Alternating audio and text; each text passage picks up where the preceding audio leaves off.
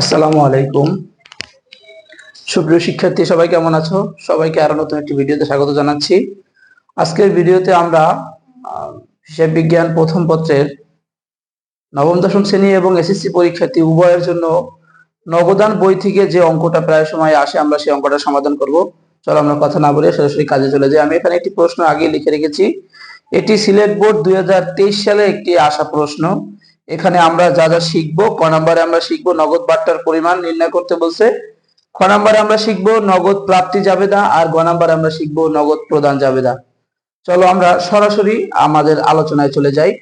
দেখো, আমরা প্রথমটা আজকের ভিডিওতে আমরা ক নাম্বারটা কমপ্লিট করা শিখবো, পরের ভিডিওতে আমরা খ এবং এর পরবর্তীতে আমরা গটা শিখবো। একটা একটা করে শেখার কারণ হলো যেন আমরা একটা শিখে পরবর্তীতে যেই জায়গা থেকে প্রশ্ন আসুক না কেন আমরা যেন সবগুলো সমাধান করতে পারি, আমরা বুঝে বুঝে করব। এই জন্য আমরা প্রত্যেকটা ভিডিওতে একটা একটা করে সমাধান করব। চাইলে যদি আমি সমাধান করিয়ে দেই তাহলে একটা ভিডিওতে সবগুলো সম্ভব, বাট সেটা হয়তো তোমরা সবাই বুঝতে পারবে না, তোমার জন্য কষ্ট হয়ে যাবে পরবর্তীতে করার জন্য। এই জন্য চলো আজকে আমরা ক নাম্বারটা করবো। জানি আমরা যে কোনো কয়ের জন্য যেগুলো নির্দিষ্ট ছক নেই সেখানে আমরা 3টা ছক করে থাকি বা 4টা ছক করে থাকি। আসলে এখানে আমরা ক নাম্বারে কি বলছে দেখো, ক নাম্বারে আমাদের বলছে যে নগদ বার্তার পরিমাণ, এটা আমরা লিখে নিব উপরে, নগদ বার্তার পরিমাণ। এখন আমরা গড় করব 3টা অথবা 4টা, তোমাদের যার যে করে ইচ্ছা হয় 3টাও করতে পারো 4টাও করতে পারো। 4টাই করে দেখাচ্ছি আজকের ভিডিওতে 4টাকে দিয়েই করে দেখাচ্ছি।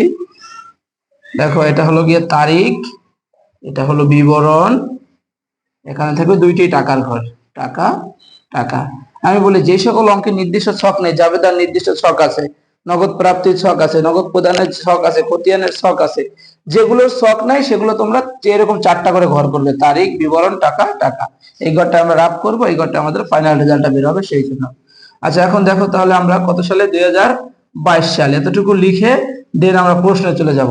আমাদের প্রশ্ন চাইছে কি নগদ বার্তার পরিমাণ। আমরা দেখবো কোন কোন এন্ট্রিতে নগদ বার্তা আছে। তার আগে তোমাদের একটু আলোচনা করে নিই, এটা অবশ্যই তোমরা খেয়াল রাখবে, এখান থেকে কিন্তু এমসিকিউ আসে। আমরা জানি যে ব্যবসায় প্রতিষ্ঠানের বার্তা কয় ধরনের, বার্তা 2 ধরনের। কি কি? একটা হলো কারবারি বার্তা আর একটা হলো গিয়ে নগদ বার্তা। কারবারি বার্তা, একটা হলো কারবারি বার্তা আর অপরটি হলো 2 নাম্বার হলো নগদ বার্তা। নগদ বার্তা। আচ্ছা, এখন আমাকে বলো কারবারি বার্তা কোনটা আর নগদ বার্তা কোনটা, আমরা কিভাবে বুঝবো? এটার ভিতরে ডিফারেন্সিয়েশনটা কিন্তু আমাদের বুঝতেই হবে, না হলে কিন্তু আমরা আসলে এটা করতে পারবো না অঙ্ক। কারবারি বার্তা কোনটা? ক্রয় বিক্রয় করার সময়, ক থেকে মনে রাখতে পারি আমরা ক্রয় বিক্রয়। তাহলে ক্রয় বিক্রয় করার সময় আমরা যেই বার্তাটা পাই সেটাকে বলা হয় কারবারি বার্তা। সাপোজ মনে করো তুমি যদি একটা টেস্ট পেপার কিনতে যাও দোকানে, দেখবা এটার পিছনে লেখা আছে 600 টাকা। যে তোমার কাছে কি 600 টাকা রাখে? না, তোমার কাছে রাখে কত টাকা? তোমার কাছে রাখে মাত্র 450 টাকা এরকম, বা 450 টাকা, বা 480 টাকা এরকম। তাহলে দেখো, এরা এরা এই যে 120 টাকা কম দিল, এটা কিন্তু এরা কখনো হিসাবে রাখে না। এরা ওই পণ্যটার মূল্য মনেই করে 450 টাকা। যে কারণে এইটা আসলে এই বার্তাটা তারা কখনো কি করে না, এন্ট্রি করে না। এই যে বার্তাটা দেয় আমাদেরকে, এই বার্তাটাকে দেওয়া হয়, এই বার্তাটাকে বলা হয় আমাদের কারবারি বার্তা। আর নগদ বার্তা কোনটা? আমি মনে করো সেই বইয়ের দোকান থেকে 5টা বই নগদে বাকিতে কিনে এনেছি। আনার পরে আমি কি করলাম, সেই টাকাটা যখন পরিশোধ করতে যাব তখন আমি তাকে 100 টাকা, 200 টাকা, 500 টাকা কম দিলাম। যেমন আমি 5টা বই কিনেছি, সেখানে মনে করলাম আমার 1500 টাকা বিল হয়েছে। আমি দেওয়ার সময় বললাম যে আমার কাছ থেকে 200 টাকা কম রাখেন, 200 টাকা কম আছে। তখন সে কি করলো, 200 টাকা আমার কাছ থেকে খুশি হয়ে কম রাখলো। এই যে 200 টাকা কম রাখলো মানে নগদ টাকা পরিশোধ করার সময়। আমি আবার বলছি, যখন আমি ক্রয় বিক্রয় করবো তখন যে বার্তাটা পাবো সেটা হবে কারবারি বার্তা। এই কারবারি বার্তা আদৌ হিসাবের বইতে লেখা হয় না, কিন্তু যেই বার্তাটা আমি নগদ টাকা পরিশোধ করার সময় পাবো বা দেবো, সেইটা হলো কি আমার নগদ বার্তা। তো নগদ বার্তাটা অবশ্যই সবসময় অন্তর্ভুক্ত করতে হয়। আর এখানে বলেই দিছে যে নগদ বার্তার পরিমাণ নির্ণয় করো। তাহলে আশা করি এই দুটো বুঝতে পেরেছো, কারবারি বার্তা ও এই বিষয়ে আমি আরেকটু আলোচনা করবো আলাদা একটা ভিডিওতে। আচ্ছা দেখো, তাহলে এখানে বলছি কি নগদ বার্তার পরিমাণ। আমরা এন্ট্রি গুলো পড়ে যাবো, যেখানে যেখানে নগদ বার্তা আছে সেখান থেকে খুঁজে খুঁজে বের করে নেবো। দেখো, নগদ ব্যাংক উদ্ধৃত, নগদ এবং ব্যাংক উদ্ধৃত এত টাকা, এটাকে ভিতরে বার্তা নাই। রতনের নিকট নগদে বিক্রয় এত টাকা, কোনো বার্তা নাই। ব্যাংক হতে উত্তোলন, এটার ভিতরে কোনো বার্তা নাই। তাজুলের নিকট 10% বার্তায় 60,000 টাকার পণ্য নগদে ক্রয়। আচ্ছা, এখন আমাকে বলো, যেহেতু এখানে আমি 10% বার্তায় ক্রয় করছি, এই বার্তাটা কি আমার কাছে আসবে? দেখে তোমরা একটু ভেবে বলো যে এটা আসবে কিনা। না, এটা আসবে না। কেন আসবে না? এটা আমি বলছিলাম কি, যেখানে ক্রয় বিক্রয় কথাটা থাকবে সেইখানে সেই ইয়াটা কি, সেই ইয়াটা আসবে না। বুঝতে পারছো কিনা বলো সবাই, সবাই বলো বুঝতে পারছো কিনা। হ্যাঁ, এটা আসবে না। আচ্ছা, এরপর দেখি আমি আরো দেখি কি আছে। 10 নম্বর বলছে কি ধারে পণ্য ক্রয় করা হলো 4000 টাকা, এটাও আসবে না। এবার দেখো বলছে কি 5% বাড়তায় 4000 টাকা দেনা পরিশোধ করা হলো, এটা কি আসবে? আমি অবশ্যই বলেছি যে পরিশোধ এই কথাটা থাকলে, পরিশোধ বা প্রাপ্তি এই কথাটা থাকলে যে এখানে যে বাট্টাটা থাকবে সেইটা আসবে। ক্রয় বিক্রয় থাকার সময় যে বাট্টাটা থাকবে এটা আসবে না। একেবারে সহজ, যেই কথাটার ভিতরে ক্রয় বিক্রয় থাকবে সেই কথাটা যে বাট্টাটা থাকবে সেটা আমরা আনবো না, কিন্তু প্রাপ্তি ও পরিশোধের সময় যে বাট্টাটা থাকবে সেই বাট্টাটা হচ্ছে নগদ বাট্টা, সেইটাই হিসাব করতে হয়। আশা করি সবাই বুঝতে পেরেছে। তাহলে আমি প্রথমে একটা এন্ট্রি পেয়ে গেছি, জুলাইয়ের 12 তারিখ। আমি লিখি জুলাই, জুলাই 12 তারিখ আমি লিখলাম। তাহলে কি হবে, এটা 5% বাট্টায় দেনা পরিশোধ করা হলো। তাহলে দেনা পরিশোধ লিখতে পারি আমরা। হ্যাঁ, দেনা পরিশোধ বিবরণে ঘরে লিখলাম। দেনা পরিশোধের সময় কত পাইছি আমি? দেখো 4000, 4000 টাকার উপর 5%। এটা ক্যালকুলেটর করো কত টাকা আসবে।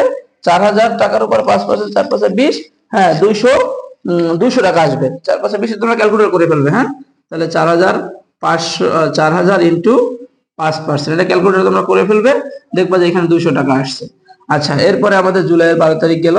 এবার দেখি আমরা আরো নগদ বাট্টা আছে কিনা। পণ্য ক্রয় করে এত টাকা চেক প্রদান, এখানে কোনো বাট্টার কথাই বলে নাই। সেলিমের 7500 টাকার পূর্ণ নিষ্পত্তিতে 7200 টাকা পাওয়া গেল। আচ্ছা দেখো, এখানে আমি সেলিমের কাছে পাইতাম কত, 7500 টাকা, কিন্তু সে আমাকে দিয়েছে কত, 7200 টাকা। তাহলে কি 300 টাকা আমাকে কম দিয়েছে না?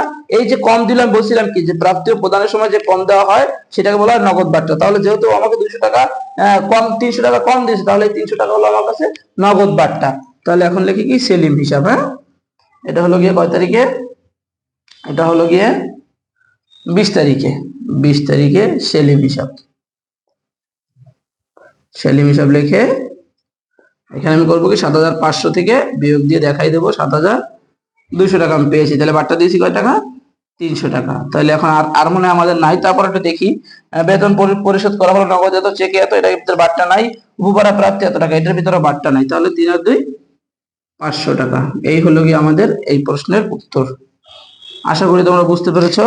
এইভাবে বুঝে বুঝে এখন তোমাদের আজকে বাড়ির কাজ থাকবে, তোমাদের টেস্ট পেপার যে যে কিনেছো বা যে টেস্ট পেপার কেননি বই থেকে পড়তেছো, তারা প্রত্যেকটা বোর্ডে গিয়ে যেখানেই দেখবে তোমরা নগদ প্রাপ্তি, নগদ বাট্টার পরিমাণ নির্ণয় করতে বলেছে, সেটা তুমি নিজে আগে নির্ণয় করবে। তারপরে তুমি টেস্ট পেপারের যে সমাধান ইজিটা আছে এটা খুলে দেখবে যে হয়েছে কিনা। তারপরে যদি কোনোটা না বুঝো, হ্যাঁ আমার তো নাম্বার তোমাদের অনেক কাছে দেওয়া আছে, সেখান থেকে তুমি আমাকে নক করতে পারো যে এটা বুঝতেছি না, আমি সময় মতো করে তোমাদেরকে বুঝিয়ে দেবো। ধন্যবাদ সবাইকে, আসসালামু আলাইকুম। পরবর্তী ভিডিওতে আমরা খ এবং গ, খ একটা ভিডিওতে, গ একটা ভিডিওতে সলভ করব। এটা জানার জন্য আমার সাথেই থাকো এবং ভিডিওটা শেয়ার করে দাও তোমার বন্ধু বান্ধবের জন্য। সবাইকে ধন্যবাদ।